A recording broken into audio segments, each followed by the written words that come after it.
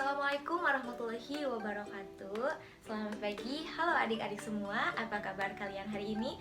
Semoga kalian dalam keadaan sehat dan semoga kalian senantiasa mendapatkan perlindungan dari Allah Subhanahu wa taala. Sebelumnya izin memperkenalkan diri terlebih dahulu. Perkenalkan, saya Ibu Nurul Umah. Di sini saya akan membantu Pak Supri dalam proses pembelajaran mata pelajaran ekonomi.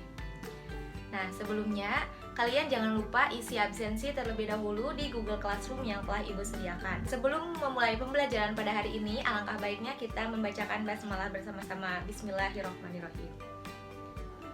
Nah, pada kali ini kita akan melanjutkan materi, yaitu mengenai ketenagakerjaan. Adapun kompetensi dasar pada pertemuan kali ini, yaitu kompetensi dasar 3.3 menganalisis permasalahan ketenagakerjaan dalam pembangunan ekonomi. Kompetensi dasar 3.4 yaitu menyajikan hasil analisis masalah ketenagakerjaan dalam pembangunan ekonomi dan cara mengatasinya.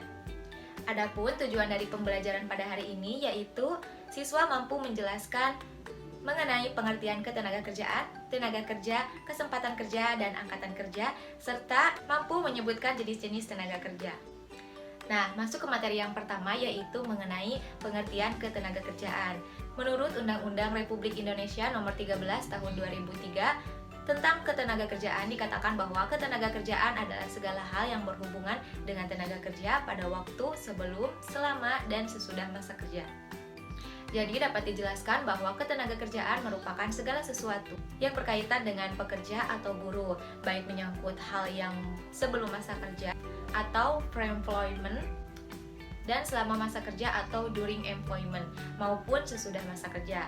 Nah, hal-hal yang berkaitan dengan masa sebelum bekerja antara lain adalah pemagangan, kewajiban mengumumkan lowongan kerja. Kemudian selanjutnya yaitu hal-hal yang berkaitan dengan masa kerja, antara lain perlindungan kerja, upah, jaminan sosial, kesehatan, dan keselamatan kerja, serta pengawasan kerja. Nah, selanjutnya hal-hal yang berkaitan dengan masa sesudah bekerja, antara lain pesangon dan pensiun di hari tua. Sebelum kita membahas lebih jauh mengenai kesempatan kerja, alangkah baiknya kita membahas terlebih dahulu mengenai penduduk, di mana penduduk adalah banyaknya orang yang mendiami suatu wilayah negara.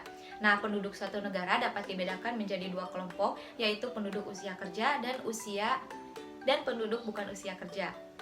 Nah, penduduk usia kerja atau tenaga kerja adalah penduduk yang berumur 15 tahun ke atas untuk negara berkembang seperti di negara Indonesia. Sedangkan di negara maju, penduduk usia kerja atau tenaga kerja adalah penduduk yang berumur antara 15 hingga 64 tahun. Nah, pada zaman Belanda, yang disebut usia kerja adalah mereka yang berusia 10 hingga 65 tahun. Namun pada sekarang ini sudah diubah menjadi mereka yang berumur 15 tahun ke atas sejak diberlakukannya wajib belajar 9 tahun pada tahun 1945.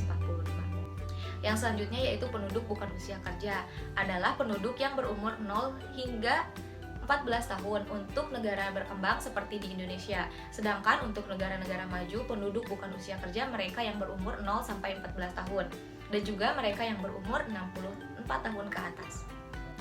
Selanjutnya yaitu mengenai pengertian tenaga kerja. Nah, tenaga kerja adalah orang yang mampu melakukan pekerjaan guna menghasilkan barang dan jasa. Nah, jadi tenaga kerja ini orang yang mampu melakukan suatu pekerjaan. Nah, tenaga kerja dapat pula kita bagi dalam dua kelompok, yakni kelompok angkatan kerja dan kelompok angkatan bukan kerja. Selanjutnya yaitu memasuki materi mengenai pengertian angkatan kerja. Nah, angkatan kerja ini merupakan penduduk dalam usia 15 tahun ke atas, baik yang bekerja maupun yang tidak bekerja. Kelompok ini biasanya disebut sebagai kelompok usia produktif. Namun, tidak semua angkatan kerja dalam suatu negara mendapatkan kesempatan kerja. Nah, mereka inilah yang disebut penganggur, di mana penganggur ini merupakan penduduk yang tidak bisa bekerja, sedang mencari pekerjaan, atau sedang mempersiapkan suatu usaha yang baru.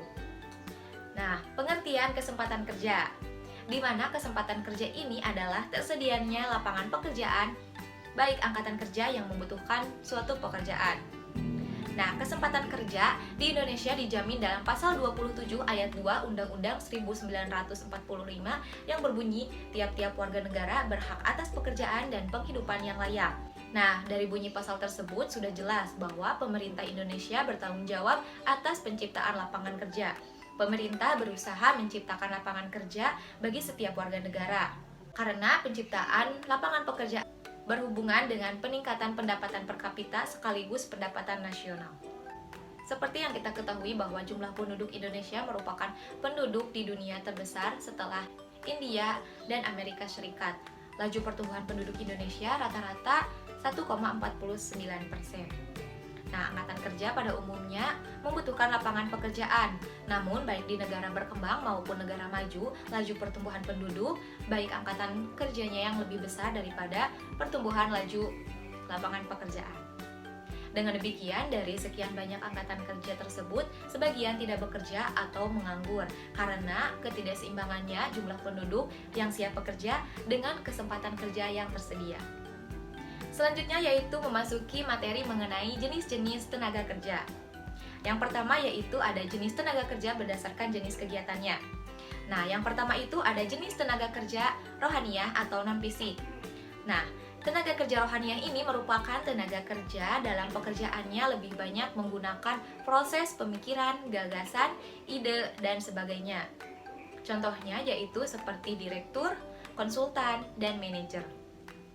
Yang kedua yaitu ada tenaga kerja jasmaniah atau fisik, di mana tenaga kerja ini merupakan tenaga kerja yang melakukan pekerjaan menggunakan fisik, yaitu misalnya tenaga kerja bangunan, supir angkutan umum, dan penyapu jalanan. Kemudian tenaga kerja berdasarkan keahlian, di mana yang pertama itu ada tenaga kerja terdidik merupakan tenaga kerja yang mendapatkan suatu keahlian atau kemahiran pada suatu bidang melalui sekolah atau pendidikan, baik pendidikan formal maupun non-formal, yaitu contohnya seperti pengacara, insinyur, sarjana ekonomi, dan dokter. Selanjutnya yang kedua yaitu ada tenaga kerja terlatih, di mana tenaga kerja terlatih ini merupakan tenaga kerja yang memiliki keahlian dalam bidang tertentu yang didapat melalui pengalaman kerja. Keahlian dari tenaga kerja terlatih ini umumnya tidak memerlukan pendidikan, karena yang diperlukan adalah latihan dan melakukan pekerjaan tersebut berulang-ulang sampai bisa dan menguasainya. Contohnya yaitu seperti tukang masak, montir, pelukis, dan sebagainya. Kemudian yang terakhir ada tenaga kerja tidak terdidik dan tidak terlatih, di mana tenaga kerja ini merupakan tenaga kerja yang hanya mengandalkan tenaganya saja, yaitu misalnya seperti buruh kuli, buruh pabrik, pembantu, tukang beca, dan lain-lain. Mungkin sekian pemaparan dari Ibu. Untuk selanjutnya kita melakukan diskusi di Zoom meeting dan tanya jawab. Apabila ada yang belum mengerti dan ada yang ingin ditanyakan, silakan ditanyakan melalui Zoom meeting. Link Zoom meetingnya saya sudah share di WhatsApp group maupun di Google Classroom. Terima kasih. Wassalamualaikum warahmatullahi wabarakatuh.